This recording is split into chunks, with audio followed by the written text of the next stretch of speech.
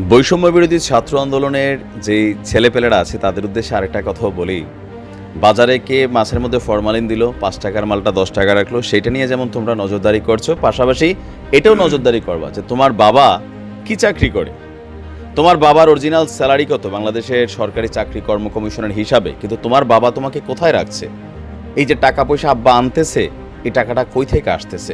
যদি নিজের ঘর থেকে দুর্নীতির বিরুদ্ধে আওয়াজ তোলা হয় তাহলে দেখবা বাংলাদেশ পরিবর্তিত হয়ে গেছে। তবে ঘর থেকে আমরা আওয়াজ তুলি আর না তুলি, সরকারি চাকরিজীবীদের তো ভাই পুঙ্গি ভাবছে। ইভেন এখানে যেভাবে আইনটা করা হয়েছে আমার মনে হচ্ছে সেখানে আরেকটু জিনিস অ্যাড করলে আরও একটু ভালো হতো।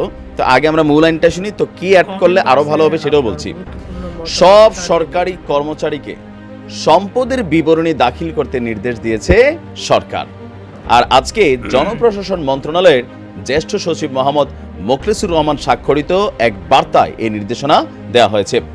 জনপ্রশাসন মন্ত্রণালয়ের একজন কর্মকর্তা তিনি বলছেন, সব সরকারি কর্মচারীকে সম্পদ বিবরণী দাখিল করতে হবে এই সিদ্ধান্ত নিয়েছে।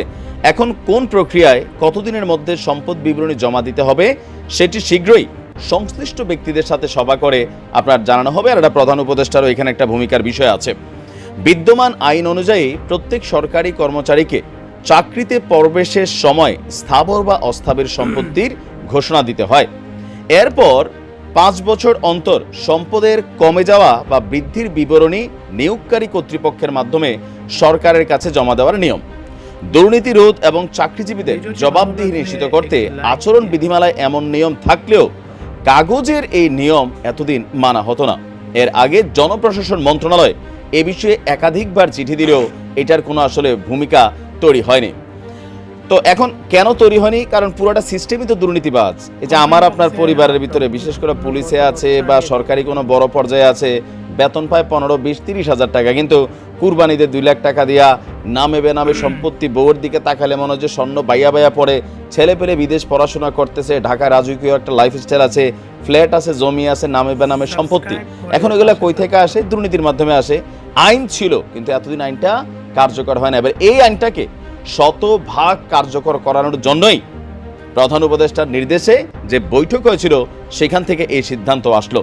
তো আমার মনে হয় যে এখানে যেই সিদ্ধান্তটা আসছে আমরা যদি দেখি যে এর আগে ১৪ই আগস্ট অন্তর্বর্তী সরকারের আইন উপদেষ্টা তিনি বলছিলেন, সুপ্রিম কোর্টের সঙ্গে পরামর্শ করার পর বিচার বিভাগীয় সব কর্মকর্তাও তাদের পরিবারের সদস্যদের দেশে বিদেশে থাকায় স্থাবর অস্থাবর সম্পদের হিসাব বিবরণী ১০ কর্মদিবসের মধ্যে দাখিল করার নির্দেশ দেওয়া হয়েছে।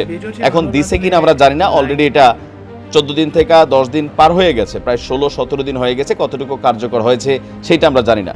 তবে আমরা মনে করি এই যে ধরেন সরকারি কর্মকর্তা কর্মচারীদের সম্পদের বিবরণী, এটা সরকার গ্যাজেট করে প্রকাশ করে দিবে। আমার এলাকায় কোন সরকারি কর্মচারীটা আসলে তার সম্পদ সে কি লেখা প্রকাশ করলো সরকারের কাছে, এটা যাচাই করার জন্য সরকারের এত লোকবল বা জনবল নাই। তো এটার জন্য করা উচিত কি, গ্যাজেট করে সরকারি ওয়েবসাইটে প্রকাশ করবে।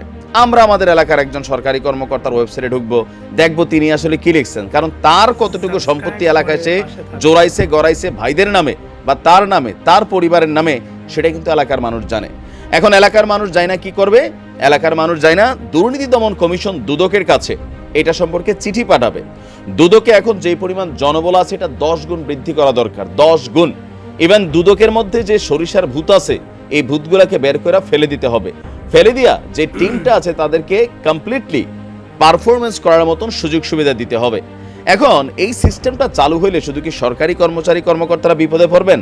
না, এই সিস্টেমে বিপদে পড়বে রাজনৈতিক নেতারাও। কারণ এই যে ধরেন সচিবালয় বা মন্ত্রণালয় বা বিভিন্ন জায়গায় টেন্ডার বাণিজ্য, এই যে কন্ট্রাক্টর, অনেকেই কিন্তু এই আলগা পয়সা টয়সা দিয়া খামটা দিয়া কাজগুলোরে অনৈতিকভাবে করে নিত, যেগুলোর কমিশন একটা বাই রোটেশন বা বাই সার্কেল সবাই খাইতো।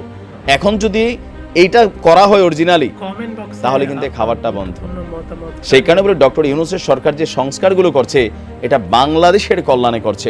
আইন আছে কিন্তু বাস্তবায়ন ছিল না, এখন থেকে এটাকে বাস্তবায়ন করার জন্য সিদ্ধান্ত নেওয়া হয়েছে। কিভাবে কেমনে কি করব সেটা খুব শীঘ্রই আমরা দেখতে পাবো। তো আমার মতে খুবই ভালো সিদ্ধান্ত হয়েছে। আপনারা কি মনে করছেন? সাবস্ক্রাইব করে পাশে থাকুন। ভিডিওটা ভালো লাগলে লাইক শেয়ার কমেন্ট করবেন এবং সাবস্ক্রাইব করে পাশে থাকবেন। দেখা হবে, কথা হবে অন্য কোনো ভিডিওতে। আজ এই পর্যন্ত, আল্লাহ হাফেজ।